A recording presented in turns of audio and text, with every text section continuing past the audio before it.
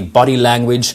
There seems to be a nice kumbaya moment between you and the Canadian Prime Minister. You've just come from a bilateral with him. What can you tell us about what you've come here to achieve and what you're taking home with you? Well, the G7 countries held their own summit, and this was a follow-through, which is an outreach, which involves a number of other countries, particularly from developing countries. Right. Like Kenya was there, Rwanda was there, Seychelles, Haiti, Argentina, Senegal, Vietnam, Bangladesh, Senegal, Vietnam. So it was a real wonderful collection of countries, including the Marshall Islands, by the way, of countries that have oceans around them, say for one or two, like Rwanda. Countries that have to deal with the blue ocean economy challenges. And we spent quite a lot of time dealing with issues of climate change, but we were quite specific in dealing with the management of the oceans and what countries should do, particularly in relation to what is now killing fish and huge mammals in the sea, like whales and dolphins and what have you.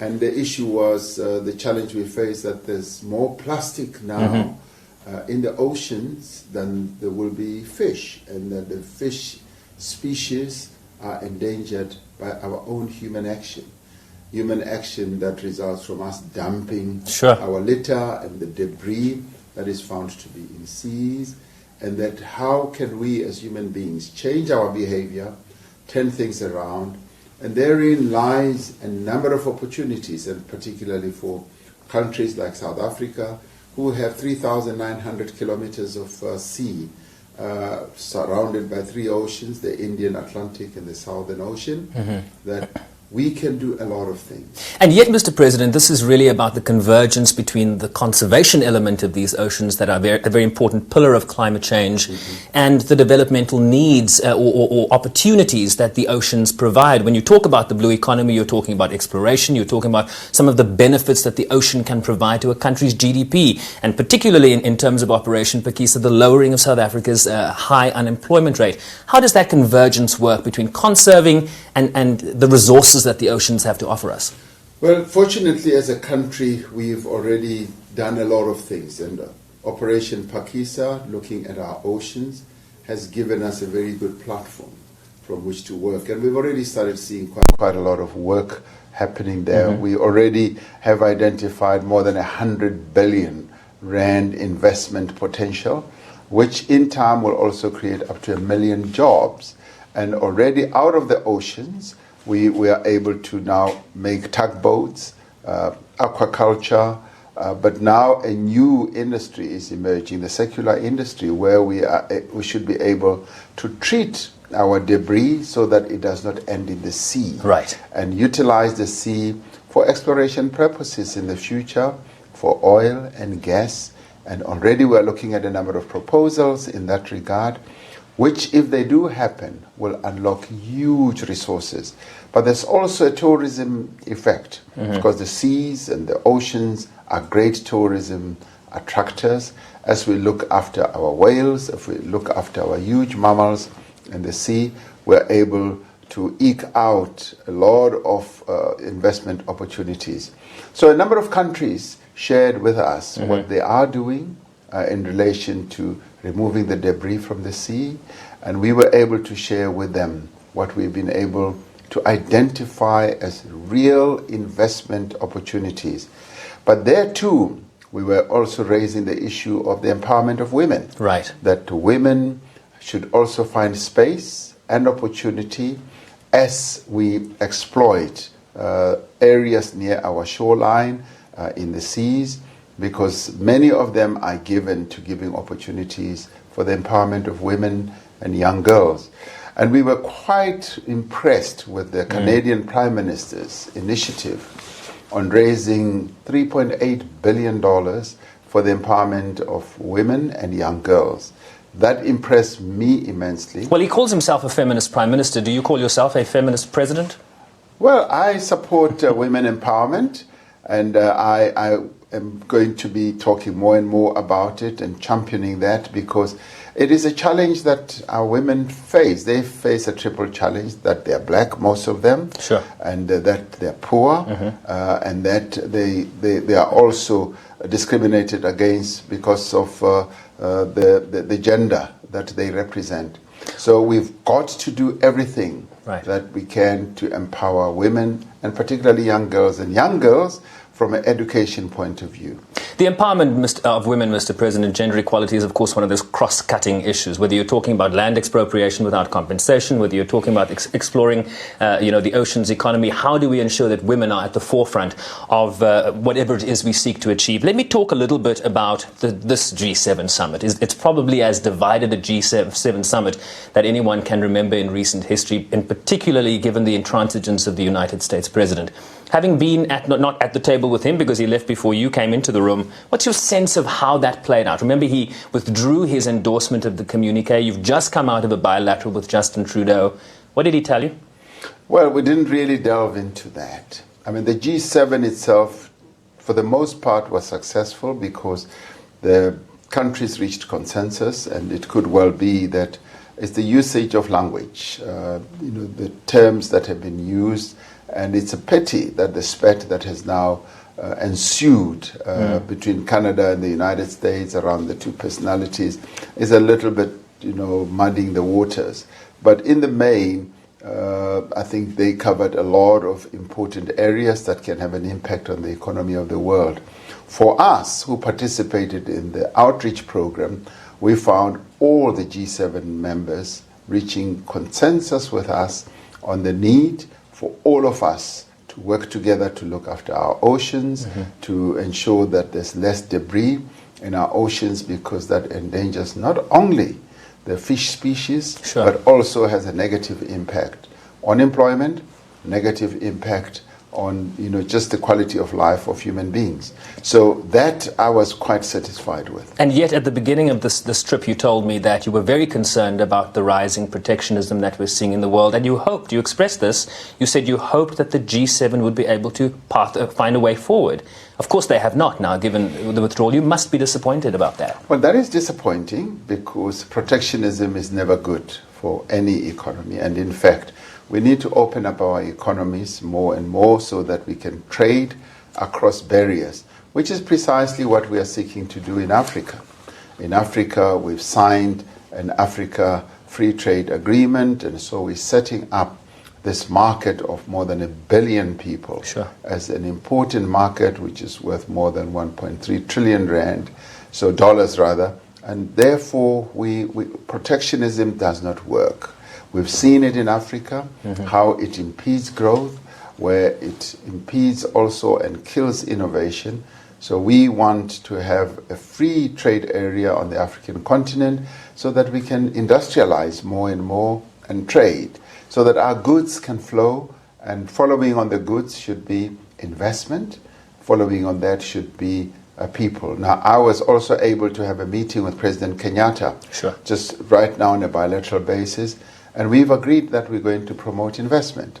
We've agreed that we should hold an investment conference in Nairobi to promote our drive to raise $100 billion, because we want investments to come also from African investors into South Africa. We are already investing on the African continent in a big way. So we want a reciprocal type of investment flow, and he has embraced this.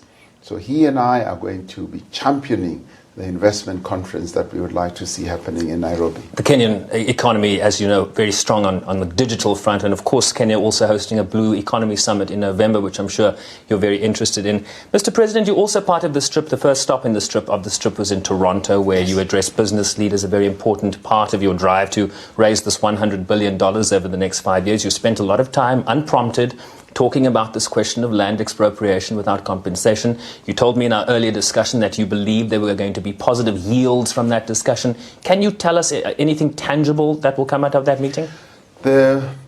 When we came to Canada, we came with a fairly sizable business delegation, so we all flew together, and we left them in Toronto to come here to Quebec. So they have remained interacting with their counterparts in Toronto. The business interventions that we had were twofold. One, we had a close meeting with those who've invested in South Africa before, and then we had a broader meeting of those we want to attract to invest in South Africa.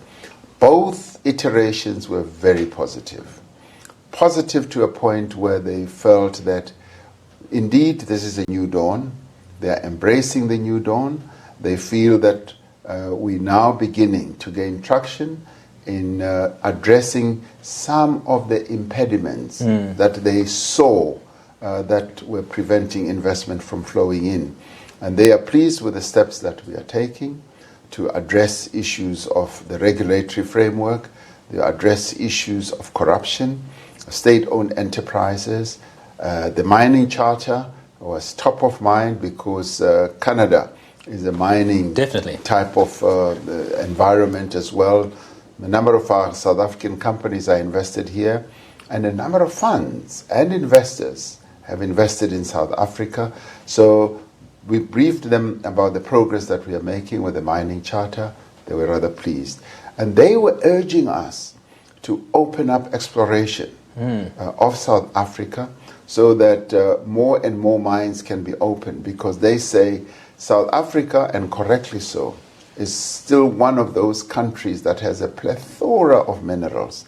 And they say, open that up. We want to come in. We know what your conditions are. You want transformation, you want empowerment, you want a transformed economy, and they also understand our narrative when it comes to land. And those things are not scaring them off. They're not scaring them off because they can see the seriousness with which we are approaching these matters, and also the insistence of saying we are going to do everything carefully. Right. We're going to do it as to promote investments, but also taking into account the interests of our people. You compared it to the promulgation of South Africa's new constitution and the process that you went through to ensure that everybody was heard. Of course, you mentioned the 140,000 submissions that the parliamentary process has. You talked about Section 25 of the South African Constitution that has been there for a very long time. You did feel it's important, though, to deal with that extensively. Why so? I felt it was important because there's been a narrative, a very negative one, that we want to pillage and just grab land. And we have insisted that that is not people call it objective. white genocide, right? Yeah, that is, I insisted or explained that that is not the objective. The objective is to deal with a historical injustice that was caused. And interestingly, Canadians are quite au fait with this because they themselves are having to deal with the indigenous people, the Inuits who were here first. They call them the First Nation. They are having to deal with precisely the same issues, so they can draw lessons from what we are doing. So I found that many of them are not spooked by the process that we are going through. They realize that we've got to address the issue of land if we want to secure a future for all. So therefore, that is the type of message that we were imparting to them. Nobody walked out of the room. Nobody screamed back at me. They understood very well. So the two business occasions that we had were very, very positive. And people want to re-engage with South Africa from an investment point of view. The screamers are waiting for you back in Parliament, Mr. President. I want to touch on the issue of South Africa's non-permanent seat at the UN Security Council. I'll tell you two things I've heard on social media is Tumamina, Viva, we're back, it's the new dawn. And on the other side, people that perhaps have a better understanding of how the Security Council works is saying, what is South Africa going to be able to accomplish there? You have the permanent five that dominate. Just ask the Sahrawis, ask the Palestinians, ask the Syrians, ask the Yemenis. It is the P5 that dominates discussions and the veto that will not be extended to you in this term. Why should this be a celebration for South Africa, and why should they not be discouraged by this? Well, this for us is a real great celebration. In fact, more than a celebration, we are saying we are humbled by this, because to have had 183 countries, many more than we have ever had in the two occasions when we were voted onto the Security Council, is a vote of huge confidence in South Africa. They are beginning to look at South Africa through a different prism. And we must, as South Africans, welcome that and embrace that. A non-permanent seat on the Security Council is a coveted position for any country to want to have. Of course, sure, we all want to be permanent members of the Security Council, but the current architecture does not allow that. But to be sitting at the ringside of where key decisions are taken that impact on world matters is an important one. And for a small country like us, with just 56 million people, to be able to sit there and talk on global issues, equally with many others, although the 5 have a greater weight of voting, is an important one. What do we bring to the Security Council? We bring our message of being an African country. So we go there to represent the people of Africa. We represent our position as Africa. We also represent peace. We're taking a message of peace to the Security Council. We're taking a message of an interconnected globe where we are promoting multilateralism. And yet multilateralism is under threat, a lot of people say. It is under threat, and our starting point is that it is important that all of us get involved continuously in dialogue.